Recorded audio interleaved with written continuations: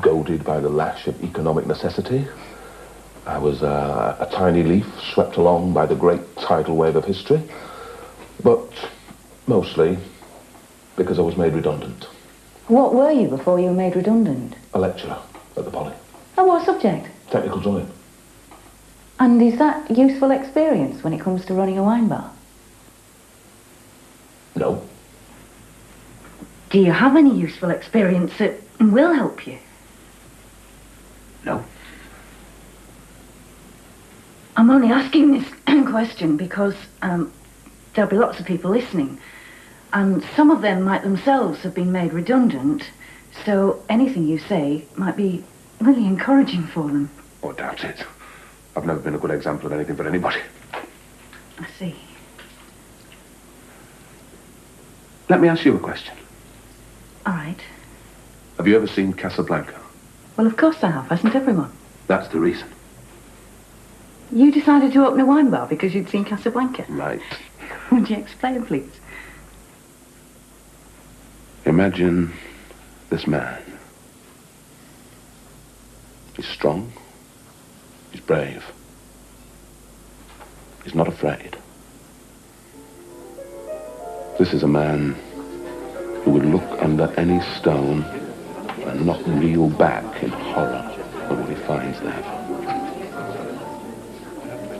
This is a man who will confront evil, look it in the eye, yes, and destroy it too.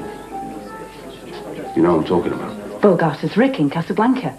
But everything you say could apply equally to Robin Hood. No, not Robin Hood. Well, he was equally good at confronting evil by all accounts. It's got nothing whatsoever to do with Robin Hood.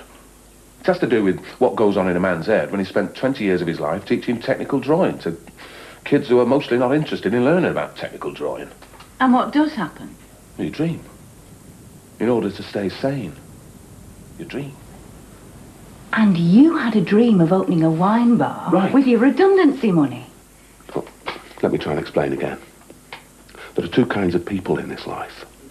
There are the 9-to-5 day people with pension schemes and Ford Sierras. And then there are the people who only come to life after dark. Night people. Dreamers and drifters and drunks.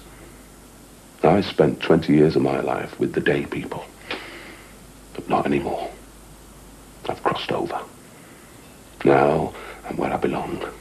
I can stand in that bar, look up them stairs, and wait for the midnight people to show up. The lonely and the lovesick. Poets and private eyes. Gangsters and hoodlums. We had a guy exactly like that in the bar this very evening. A gangster? No. Worse. Much. Much worse. The local chief of police. Maybe deciding how big a slice of the action he's entitled to. Who knows? We'll wait for his opening offer. And then negotiate. That's how it goes in Rick's bar. Even though it says Sherwood Forest on the door. Oh, that's a technicality. And anyway, shouldn't it be called something like Rick's Cafe Americaine? Well, I'm not sure Nottingham can cope with such sophistication. Accents on the E. We've only just got rid of tram cars. And how are you going to persuade people to come here? You know, there's a lot of people very frightened of going out at night, and the buses aren't very reliable. Yeah, I hear what you're telling me. You're telling me that the Casablanca of my dreams is different from Nottingham. Yeah, I think I am. Well, even in the late 1980s in downtown Nottingham, there has to be a little space, even if it's a hole in the ground, for the midnight people. Well, maybe you can't see it.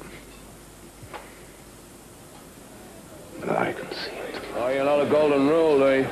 I have a drink with customers. Of course. Enjoy your drink. Every night, once an hour, on the hour, I walk the bounds of my bailiwick, stroll among the punters. My midnight people. You kids okay? Take care now, huh? Kids of all ages running away from home. Kids of all ages who never had a home. You guys okay? Men in white tuxedos who figure they rule the world. And who knows? Maybe they do. The serious drinkers and the serious thinkers. Better get him a cab. The lost soul sitting with an empty glass in a shattered tree. And my piano player. Oh, good evening. And welcome to Rick's Bar. And at this vital moment in the history of Western European civilization, it's live music time again, so please put your hands together for the resident music maestro. Hey, maestro. As time goes by. Oh, I'm sorry, Mr. Hamilton. This is a complete waste of time. Waste of time. I'm afraid so, yeah. Oh, look, I'm surrounded by people who tell me I'm wasting my time. Oh, no, I should have spent my redundancy money on a sweet shop or a building society or a holiday in Benidorm. Mr. Hamilton, I'm not... I mean, my wife, Sarah, who I love madly, and several times a week thinks I'm wasting my time. I'm sure, but no... My bank manager and one surviving parent, and all my friends tell me I'm wasting my time. Even my dog, who adores me, has got serious doubts. Mr. Hamilton, I'm not saying it's a waste of time you opening a wine bar. I'm saying it's a waste of time you telling me about it. The tape's run out. Tape's run out? I'm afraid so. Oh, sorry. Can't you put some of the tape in? No, we're only allowed one, and that's got to last all course.